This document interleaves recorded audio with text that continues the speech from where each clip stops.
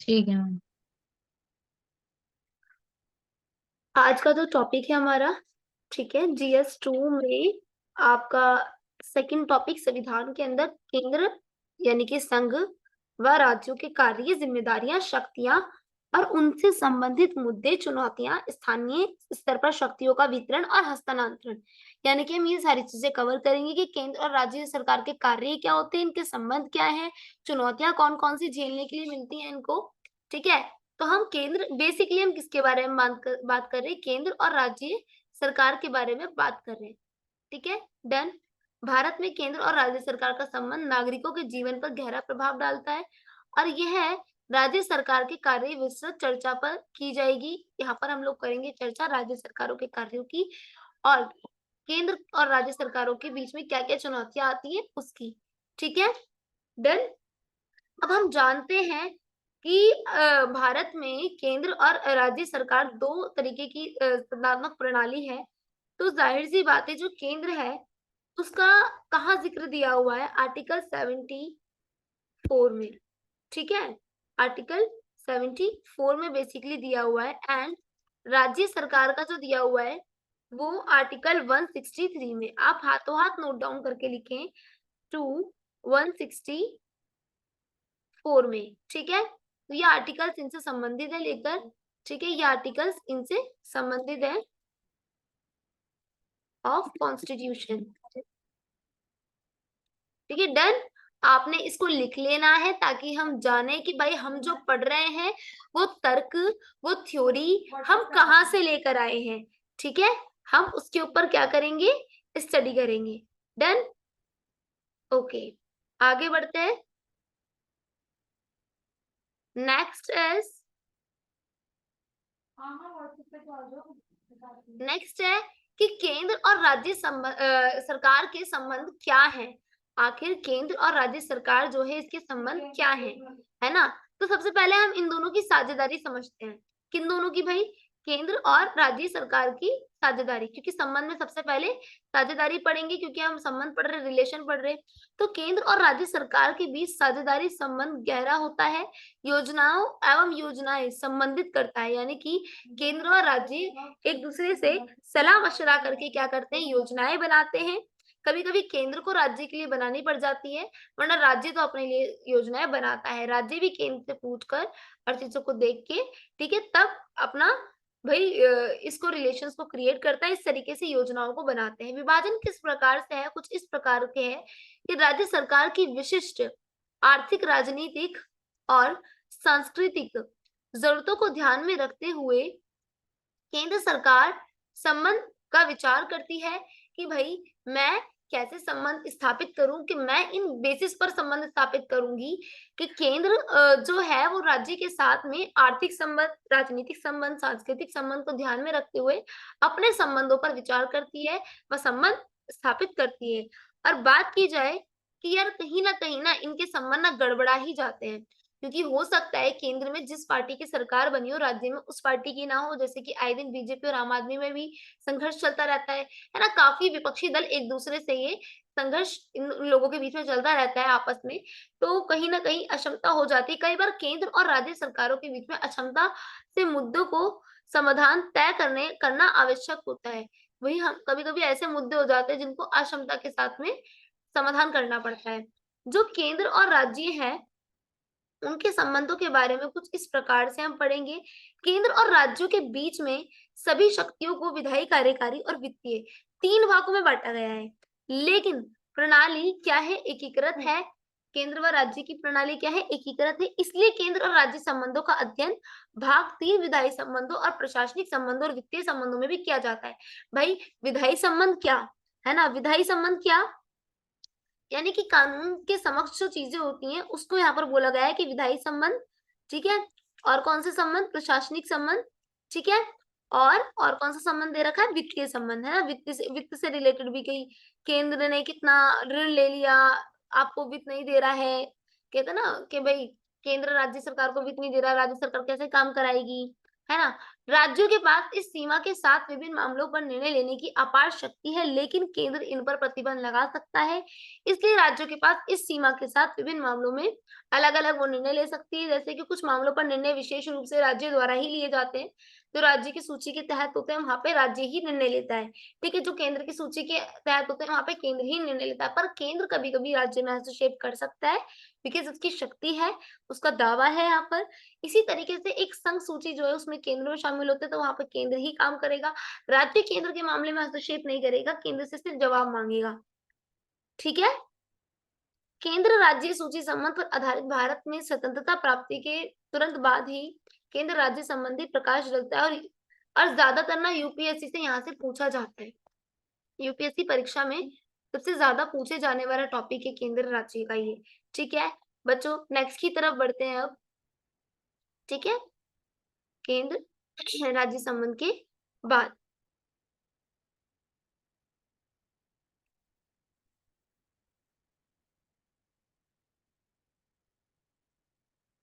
Done. केंद्र और राज्य सरकार के बीच क्या-क्या कठिनाइयां आती हैं? जाहिर सी बात है कि ये कठिनाइयां कौन-कौन सी होती हैं। ठीक है, संसदीय स्वीकृति की अभाव, संस्कृति है यानी कि जो संसद में स्वीकृति का अभाव होता है, राज्य सरकार को कुछ पॉलिसियों को लागू करने में संसद की मंजूरी प्राप्त करने की कठिनाइयां होती हैं। कभी-कभी राज्य सरकार क्या करती है, अपनी कुछ जो स्वीकृति माँगने के लिए संसद में जाती है, कुछ पॉलिसीज़ बनाती है, कुछ कानून बनाती है, ठीक है? उसमें क्या होता है, वहाँ पे स्वीकृति नहीं मिल पाती है, मंजूरी मिलने पे काफ़ी कठिनाइयाँ होती हैं, तो यहाँ से उनके बीच में केंद्र और राज्य संबंध में कठिनाइयाँ शुरू हो जाती हैं, ठीक है? वित्तीय समस्याएँ, केंद्र सरकार द्वारा राज्यों को आर्थिक रूप से सहारा प्रदान करने में कठिनाई होती है। आए दिन उनके बीच में यही रहता है कि केंद्र हमें पैसा नहीं दे रहा है, केंद्र हमें पैसा नहीं दे रहा है, तो ये भी कठिनाई होती है। राज्यों की सामर्थ्य कमी, कुछ राज्यों में, कुछ क्षेत्रों में राज्य सरकारों की कमी यानी कि कमजोरी और संसाधन में की कमी मुद्दा बन सकती है कि राज्यों के सामर्थ्य में कमी, राज्यों को सामर्थ्य रूप से सब चीज़ प्रोवाइड नहीं की जा रही है, ठीक है? सरकार द्वारा राज्य को संसाधन में कमी एक मुद्दा बनता जा रहा है। तो पहली कौन-सी थी हमारी संसदीय स्वीकृति का अभाव यानी कि कानून बनाने जाता है संसद में राज्य सरकार पर वो कानून की पॉलिसीज़ यानी कि जो कानून वो बना रहा जो पॉलिसीज़ बना रहा होता है, कुछ नीति भई बना रहे तो अपने राष्ट्र के निर्माण के लिए, अपने राज्य के निर्माण के लिए कुछ नीतियाँ बना रहे होते हैं, पर वहाँ पे मंजूरी नहीं मिल पाती है, तो फिर पैसे नहीं मिल पाते हैं, तो फिर संसाधन नहीं मिल पाते हैं। ये कुछ इनके साथ मुद्दे खड़े रहते हैं, यही केंद्र और राज्य सरकार के बीच में इसका कारण बनते हैं, केंद्र और राज्य सरकार के बीच में कठिनाइयों का कारण बनते हैं। ठीक है? डन? नेक्स्ट पर आ जाओ। भारत और केंद्र राज्य संबंधों को लेकर संवैधानिक प्रावधान क्या है? थोड़ा-सा ये देख लें बिकॉज़ ये भी इम्पोर्टेंट है, संवैधानिक रूप से हमें प्रावधान पता होना चाहिए। भाग 11 अनुच्छेद 245 से 55 तक क्या है? राज्य केंद्र संबंधी संबंधों की चर्चा की गई है यानी कि केंद्र और राज्यों के जो संबंध हैं, ठीक है? उनकी चर्चा की गई है। किसमें? किसमें की गई है? अनुच्छेद 245 से 255 तक इनके रिलेशंस क्रिएट किए गए भाग 11 के अंदर, ठीक है? और भारतीय संविधान की संघीय प्रकृति के आलोक में ये क्षेत्र और कानून दोनों ही आधार पर केंद्र राज्यों के बीच में विधायी शक्तियों को विभाजित करता है। ये जो कानून है जिनमें इनके संबंध बताए गए हैं, इसमें इनके बारे में बताया गया है कि कौन-कौन सी शक्तियाँ किस-किस के पास है। इसी प्रकार से कुछ विषयों का विभाजन भी किया गया है, जिसमें क्या हुआ है उन विषयों के विभाजन में इसमें कुछ चीज़ें ऐसी हुई हैं कि भई अनुच्छेद 246 ठीक है? अनुच्छेद 246 को लेकर कि अनुच्छेद 246 के अंदर इनकी विषयों का विभाजन कर रखा है कि तुम्हारे विषय ये हैं, तुम इस पे काम करना, तुम्हारे विषय ये हैं, तुम इस पे काम करना। भारतीय संविधान में 7वीं अनुसूची में 3 अनुसूची, सूची 1 संघ सूची, सूची 2 कौन-सी? पहली सूची है संघ सूची, दूसरी सूची आपकी राज्य सूची। संघ सूची के अंदर केंद्र के अंदर सारे जितने भी कार्य हैं, वो सब केंद्र के अंदर जितने भी हैं, वो किसमें आ जाएँगे? संघ सूची के अंदर आ जाएँगे, ठीक है? और फिर राज्य सूची के अंदर कितना कौन से कानून आ जाएँगे? जो राज्य के अंडर आएँगे। ठीक है, जो राज्य करेगा। समवर्ती में दोनों ही फैसले ले सकते हैं। माध्यम से केंद्र और राज्यों के बीच में विभिन्न विषयों पर विभाजन का प्रावधान किया गया है। राज्य के क्षेत्राधिकार की संसदीय विधान में 249 अनुच्छेद में लिखा हुआ है कि राज्य का क्षेत्राधिकार कितना है। परिस्थिति में शक्तियों का विभाजन संशोधित निलंबित कर दिया गया है। ठीक है, जिससे प्रशासनिक संबंध कैसे हैं केंद्र और राज्य के। संविधान के अनुच्छेद 256 से लेकर 63 तक केंद्र और राज्य में प्रशासनिक संबंधों की चर्चा की गई है। प्रशासनिक संबंध कैसे रहेंगे इनके, ठीक है। और वित्तीय संबंध, ठीक है, वित्तीय संबंध अनुच्छेद 256 से लेके 291 तक अनुच्छेद में लिखा हुआ है, यानी कि 268 से 293 तक वित्तीय संबंध की चर्चा की गई है। क्योंकि भारत एक संघीय देश है, इसलिए जब कराधान की बात आती है तो शक्तियों में विभाजन का पालन करता है और राज्यों को धन आवंटित करता है। अनुसूची, कौन सी अनुसूची? अनुसूची 7 के केंद्र और राज्यों के ही की कर लगाने की क्षमता का वर्णन करती है और वस्तु तथा सेवा कर एक दोहरी संचारण हालिया उदाहरण है कि केंद्र ने जैसे वस्तु और सेवा कर लगा दिया है, तो यह हालिया उदाहरण है केंद्र किस प्रकार से उसके ऊपर अपना वर्चस्व कायम कर रही है। ठीक है, अब केंद्र सरकार के कार्य केंद्र सरकार के कार्य देखते हैं। ठीक है, नीति तैयार करना, यानी कि कोई भी समक्ष राष्ट्र के समक्ष कोई भी नीति रेडी करने के लिए केंद्र आगे बढ़ती है। विभिन्न क्षेत्रों में संगठित रूप से नीति तैयार कर सकती है। प्रशासनिक कार्य हैं केंद्र के, ठीक है। प्रशासनिक विभागों को संचालित करना, कानूनी निर्देश जारी करना कि भाई कब नोटिफिकेशन आएगी इन विभागों की, ठीक है। और तो और केंद्र का काम है राष्ट्रीय सुरक्षा, संपूर्ण राष्ट्र की सुरक्षा और रक्षा का ध्यान रखना, ठीक है, कि हमारे देश पे कोई आंतरिक या बाहरी खतरा ना मंडरा जाए। ठीक है, हो यहाँ तक समझ में आया होगा। नेक्स्ट की ओर बढ़ते हैं बच्चे।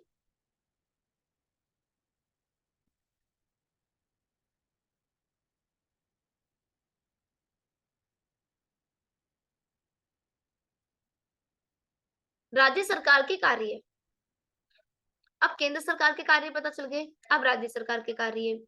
राज्य सरकार का मुख्य उद्देश्य क्या है?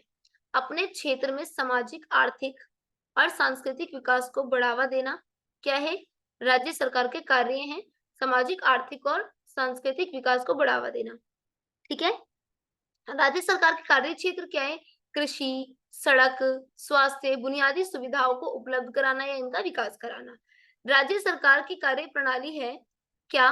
राज्य सरकार लोकतंत्र के स्तर पर नीतियों को क्रियान्वित करने और लोगों तक पहुंचाने के लिए संगठित होता है।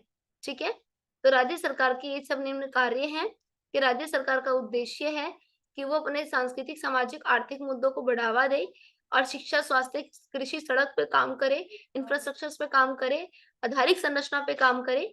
राज्य सरकार की कार्य प्रणाली क्या है कि नीतियों का क्रियान्वित करे, नीतियां बनाए। ठीक है, डन। ठीक है, तो ये सारे कार्य जो थे ये क्या थे? ये किसके कार्य थे? ये राज्य सरकार के कार्य थे। ठीक है, जो कि राज्य सरकार के अधीन आते हैं। डन। और अब हम आगे इसके पढ़ेंगे केंद्र और राज्य सरकार के बीच में संघर्ष। अभी हमने वैसे ऊपर भी पढ़ा था कि किस मुद्दे में लड़ाई रहती है, तो सामग्री विभाजन है राज्य और केंद्र सरकारों के बीच। कोई भी संघर्ष में सामग्री का विभाजन एक महत्वपूर्ण विषय है। ठीक है, हम राज्य और केंद्र के बीच में कैसे सामग्री का विभाजन हो। वित्तीय सहायता, ठीक है, दोनों के बीच में वित्तीय की मांग को लेके वही रहता है कि लड़ाई झगड़ा रहता है। राज्य सरकारों की अधिकारिता, कई बार केंद्र सरकार के निर्णय को लेकर राज्य सरकारों की अधिकारिता पर संघर्ष होता है कि केंद्र सरकार ने ये हमारे हित के लिए नहीं लिए फैसले, वो अपने हित के लिए ले रही है। ठीक है, तो इससे लोगों को क्या होता है? बहुत हर्ट होता है और लोग क्या करते हैं बेटे? लोग फिर संघर्ष करना शुरू कर देते हैं, उनके दिल में अलगाववाद की भावना पैदा हो जाती है। ठीक है, डन। अब राज्य सरकार के अधिकार क्या है? संघर्ष करना। यदि उनको लग रहा है कि हमारे खिलाफ गलत हो रहा है तो वो स्वयं की रक्षा के लिए संघर्ष कर सकते हैं, प्रोटेस्ट कर सकते हैं, कानूनी कार्यवाही कर सकते हैं और अपनी जिम्मेदारी का इसी प्रकार से पालन करना भी उसके अधीन आता है। केंद्र सरकार के अधिकार में आर्थिक नियंत्रण है कि किस प्रकार से उन्हें सबको आर्थिक रूप से नियंत्रित करना है, विदेशी मामले देखना है, संसदीय अधिकार है उनको कानून बनाने का, ठीक है, कानून को पारित कराने का, राष्ट्रीय सुरक्षा को भी ध्यान में रखकर आगे बढ़ने का केंद्र सरकार का अधिकार है। ठीक है, ओके, आगे। अब संघर्ष के कारण यही है कि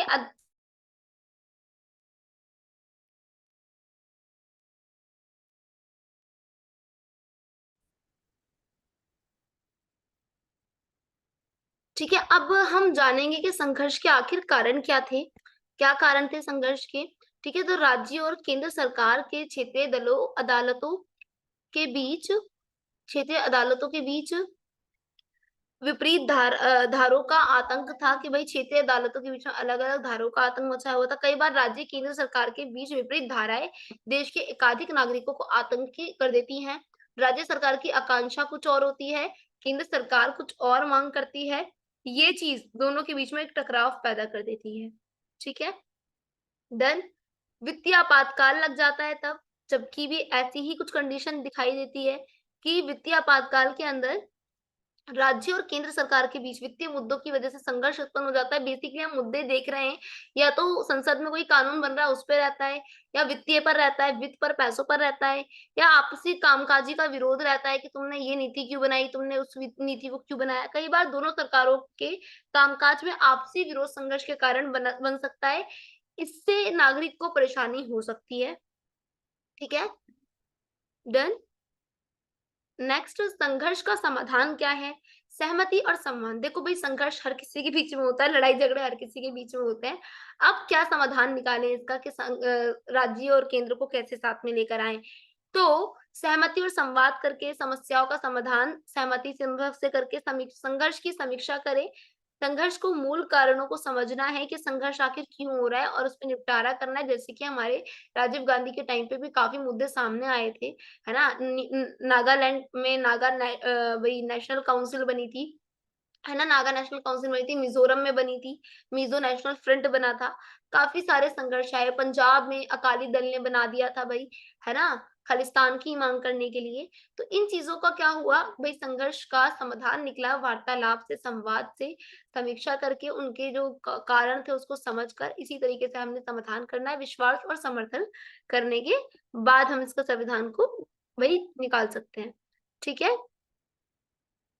नेक्स्ट आता है आपका नेक्स्ट एंड लास्ट कि केंद्र और राज्यों के संबंध के मुद्दे क्या है आखिर? तो हम इस तरीके से आंसर की शुरुआत कर सकते हैं। वैसे तो मैंने यहाँ पर आपको एक मेंस का क्वेश्चन दिया है, ठीक है? तो ये मेंस का क्वेश्चन आ रखा है इस टॉपिक में से पर्टिकुलर। तो प्रश्न है, यद्यपि परिसंघीय सिद्धांत हमारे संविधान में प्रबल है, तो वह सिद्धांत संविधान के आधारित अभिलक्षणों में से एक है, स्टेटमेंट है। परंतु ये इतना भी सत्य है कि भारतीय संविधान के अधीन परिसंवाद यानी कि फेडरलिज्म जहाँ पे वर्ड आ जाता है ना, वहाँ पे मतलब है कि संघवाद यानी कि संघ और राज्य सशक्त केंद्र के पक्ष में झुका हुआ है। ये एक ऐसा लक्षण है जो प्रबल संघवाद की ओर संकल्पना के विरोध में है। चर्चा कीजिए कि संघवाद के विरोध में घुमा कर दे रखा है। पूछे क्या गए कि क्या-क्या चुनौतियाँ झेलनी पड़ती हैं, क्यों इतने ज़्यादा संघर्ष इनको झेलने पड़ते हैं संघवाद में?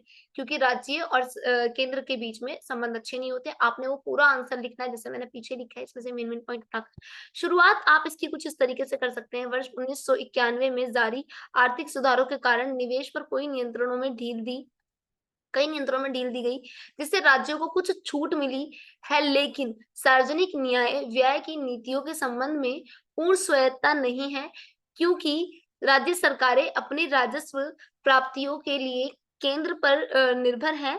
हाल ही में कई राज्यों ने अपने कदम पीछे खींच लिए हैं, जिससे परिणाम स्वरूप केंद्र और राज्य के बीच आदान-प्रदान में समीकरण ये दोनों रुख को और अधिक सख्त कर दिया गया है। यानी कि 1991 में जो आर्थिक सुधार मिले थे, एनईपी आई थी ना आर्थिक सुधार में, तो कई नियंत्रण हो गए थे, निवेश पर नियंत्रण हो गया और इससे क्या हुआ, राज्यों ने अपने कदम पीछे खींच लिए हैं और केंद्र जो था वो राज्यों के बीच में आदान-प्रदान का समीकरण दोनों रुख से अधिक सख्त हो गया है।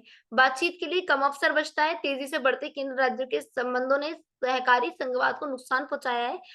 एक एक रीज़न ये भी है, समसामयिक विवादों की जटिलताएँ, यानी कि विवाद के क्षेत्रों में सामाजिक क्षेत्र की नीतियाँ, एक रूपीकरण, नियामक संस्थानों की कार्यप्रणाली और केंद्रीय एजेंसियों की शक्ति शामिल है। आदर्श रूप से इन क्षेत्रों में अधिकांश नीतियां राज्यों के विवेक पर होनी चाहिए, जिसमें एक शीर्ष केंद्रीय निकाय संसाधन आवंटन की प्रक्रिया की देखरेख करता है।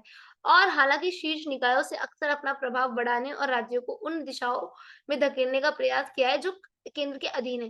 कहने का मतलब ये है कि 1991 के बाद जब आर्थिक सुधार हुए तो निवेश पर नियंत्रण ज्यादा पाया गया, जिससे कि केंद्र और राज्य के बीच में एक गैप आ गया।